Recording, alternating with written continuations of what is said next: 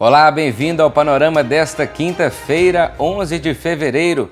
Veja agora os destaques desta edição. No Giro de Notícias, trabalhador que se recusar a tomar a vacina contra a Covid-19 pode ser demitido por justa causa.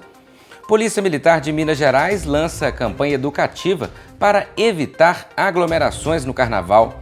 Idosos acima de 90 anos começam a ser vacinados em Caratinga. Veja também, bancos somam quase 3 trilhões e meio de reais em créditos concedidos durante a pandemia. No nosso quadro sobre saúde mental de hoje, vamos falar sobre a dependência emocional. E ainda, pesquisa mostra dados positivos no trabalho realizado em leitos de UTI Covid-19 no Cazu. Essas e outras notícias agora no Panorama. O Ministério Público do Trabalho determinou que os trabalhadores que se recusarem a se vacinar contra a Covid-19 sem justificativa médica podem ser demitidos por justa causa. A decisão está em um guia interno do Ministério Público do Trabalho e deve ser direcionado às empresas. A recusa individual e injustificada de funcionário pode comprometer a saúde dos demais empregados, conforme o Ministério. Em dezembro, o Supremo Tribunal Federal determinou que a União, estados e municípios podem aplicar medidas restritivas para quem se recusar a se vacinar. A Polícia Militar de Minas Gerais, por meio de sua página oficial nas redes sociais, tem postado alguns vídeos com apresentadores de canais de Belo Horizonte com o objetivo de conscientizar a população quanto à realização de aglomerações no feriado de Carnaval. Eu sou Eduardo Costa e estou com a Polícia Militar de Minas Gerais na campanha. Este ano, o Carnaval é pela vida. Não aglomere, para que você e seus familiares tenham saúde para muitos carnavais que virão.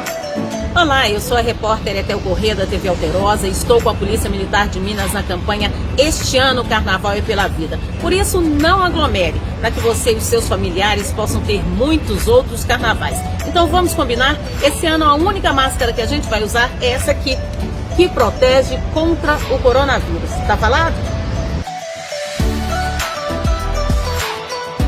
A Prefeitura de Caratinga, através da equipe da Secretaria de Saúde, iniciou na última terça-feira a vacinação contra a Covid-19 dos idosos acima de 90 anos. Para isso, foram montadas 24 equipes volantes para ir de casa em casa realizar a imunização do público-alvo. Vale lembrar que a ação é paralela à vacinação dos profissionais de saúde. A Prefeitura de Caratinga criou uma estratégia com a montagem de equipes volantes. Essas equipes são 24 equipes que estão distribuídas dentro das estratégias de saúde da família e que irão de casa em casa imunizar esses idosos. Posteriormente à campanha, com a chegada de mais vacinas, nós iremos estender para o público de 80 a 90, de 70 a 80 e de 60 a 70 anos. Então, todos os idosos de Caratinga irão receber a vacina. Nós pedimos nesse momento paciência a todos, que mantenham as regras sanitárias, como o isolamento social, o distanciamento, o uso de máscara e a higiene das mãos. Comunicamos também aqueles idosos que residem no bairro Centro e no bairro Salatiel, que são áreas que não têm cobertura da Estratégia Saúde da Família, que entrem em contato com a nossa central de agendamento de vacina, no número 98897-2007. Lá terá uma equipe que irá receber o nome, o endereço desses idosos e, posteriormente, a equipe de saúde irá até a sua casa para realizar a vacinação. Nós aguardamos o envio de mais doses pelo governo do estado para estendermos mais ainda a campanha de vacinação aqui na nossa cidade. Os bancos concederam 3,4 trilhões de reais em créditos durante a pandemia do coronavírus. A informação foi divulgada pela Federação Brasileira de Bancos. O balanço leva em conta concessões de crédito feitas entre 16 de março e 31 de dezembro de 2020. Com os programas de estímulo criados pelo governo durante a crise, os bancos acumulam 3,4 trilhões em concessões de crédito entre março, mês que marca o início do isolamento social no Brasil, e dezembro do ano passado. A estimativa é da Federação Brasileira de Bancos e os números foram divulgados pelo Banco Central. Os bancos não podem deixar de fazer a sua parte. Não é hora de lucrar com o desespero das famílias diante a calamidade.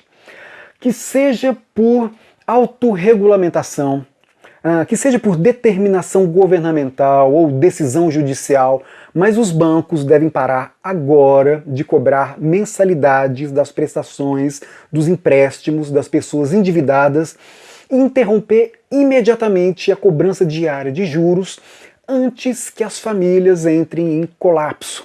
Para a Febraban, em relação a 2021, o crédito deve crescer em torno de 7%, quase o dobro da projeção de crescimento do PIB, o que significa que o setor bancário continuará sendo fator importantíssimo para a retomada da economia. Na avaliação da Federação Brasileira dos Bancos, é fundamental que o sistema financeiro mantenha os níveis robustos de capital e liquidez de forma saudável para continuar irrigando a economia com crédito. Nós estamos saudáveis, os bancos estão fortes e o papel de um banco é continuar líquido, forte e saudável, porque assim ele consegue realmente dar condições de crédito para a economia e consegue também proteger as economias, os recursos e as aplicações que os clientes mantêm nos bancos. No nosso quadro sobre saúde mental de hoje, o tema é dependência emocional.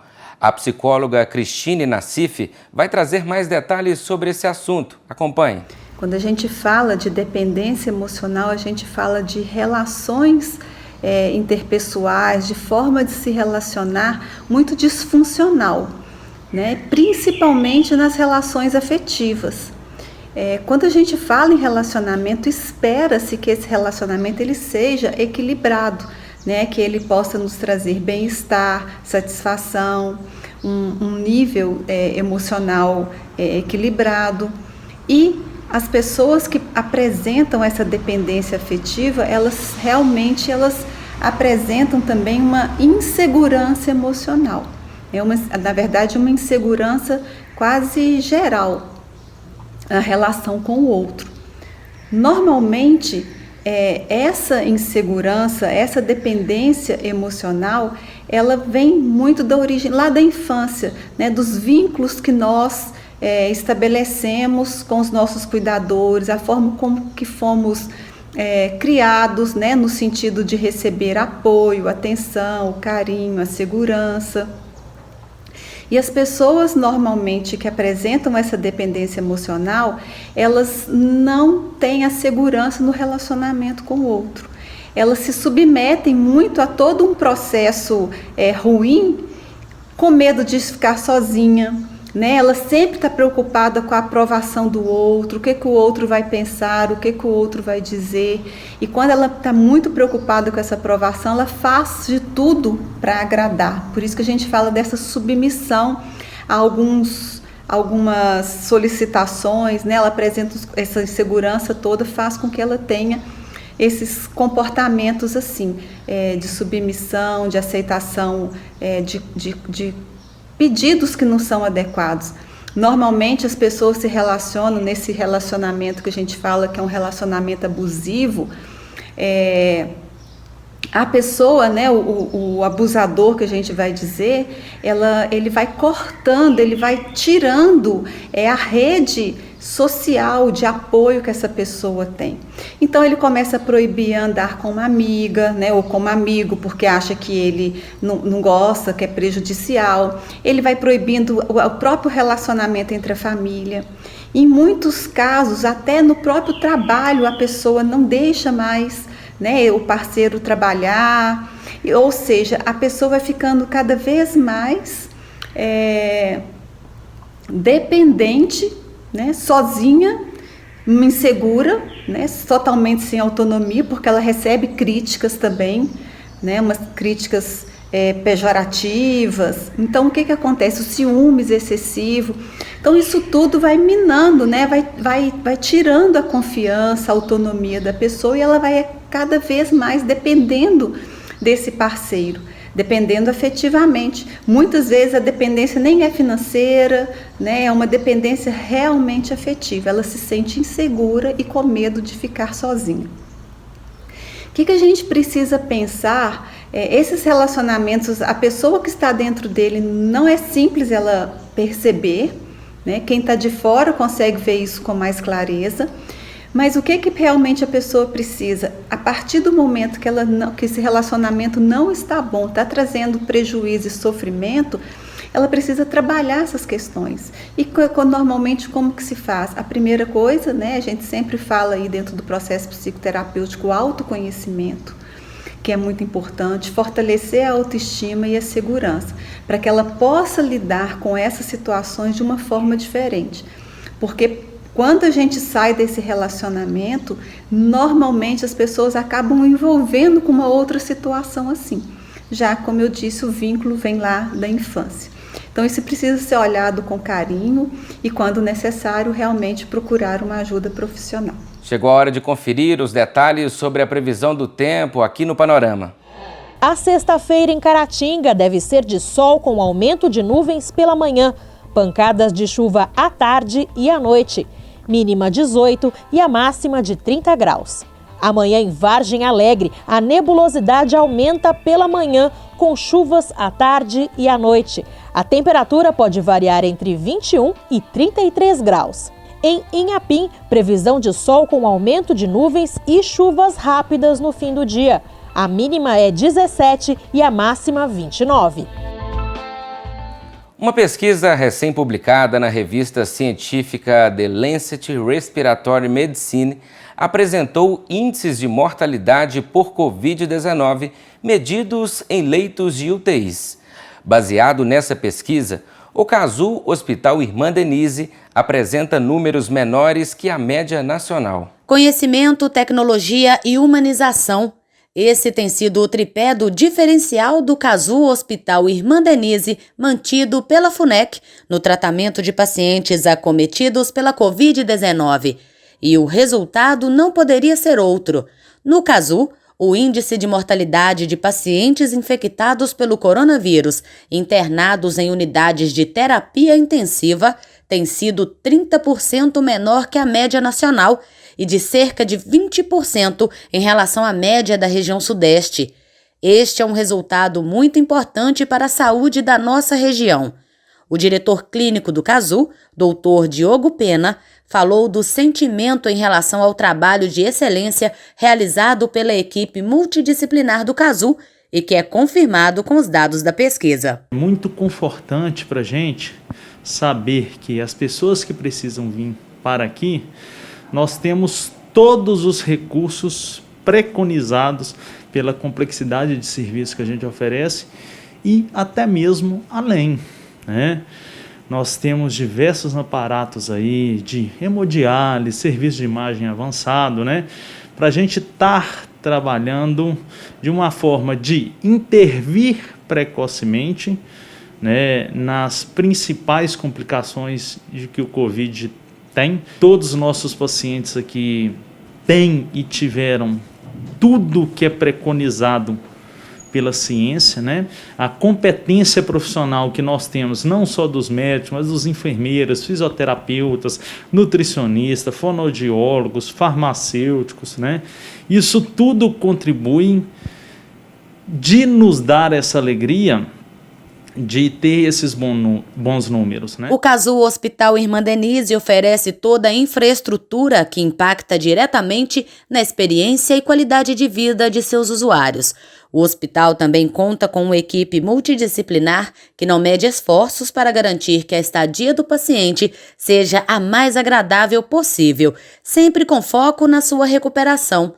O neurocirurgião e coordenador das UTIs Covid-19 do Casu, Dr. Felipe Duarte, destacou o trabalho realizado pela equipe para obter este resultado. Eu vou pontuar aqui 4 pontos, dentre vários que poderiam ser ditos aqui, que, a meu ver, foram definidores para a gente ter esse resultado excelente, né? O primeiro é medicamento, recurso, né? A população acompanhou, né, períodos dessa pandemia onde que houve uma escassez. Não conseguia, por exemplo, medicamentos que são indispensáveis no paciente grave, entubado, e nós não passamos por escassez em nenhum momento, porque a gestão ela existiu já se preparando para esse momento da pandemia. Nós temos um estoque muito bom, né? O segundo ponto que eu coloco é colocar o paciente de bruço, né? Eu estou falando assim, é uma terapia que a gente chama de prona. Essa posição a gente chegou a perceber uma melhora em até 50% da oxigenação. O terceiro ponto, eu coloco que assim, o entendimento da doença. Aqui nós estamos num hospital que tem residência médica, tem aquele espírito científico, acadêmico. E o último ponto, e não menos importante, a equipe. Eu vou resumir da seguinte forma. Você precisa ter o ventilador? Precisa. Mas você precisa também de um profissional que sabe, de fato, programar ele, trabalhar com ele. Então nós temos uma equipe também qualificada. Em nenhum momento eu vi a nossa equipe entregar os pontos, muito pelo contrário. Um fortalecendo o outro. Então, assim, é gratidão por poder... Eu me sinto privilegiado de poder coordenar a nossa equipe. Eu me sinto privilegiado. Nós temos a melhor equipe, sem dúvida. Estamos encerrando a edição desta quinta-feira. Nas nossas redes sociais você pode seguir acompanhando as notícias ao longo do dia. Se você ainda não conhece o Panorama no Instagram e no Facebook, vale a pena conferir. Pela audiência e companhia, o nosso muito obrigado. Amanhã a gente se vê.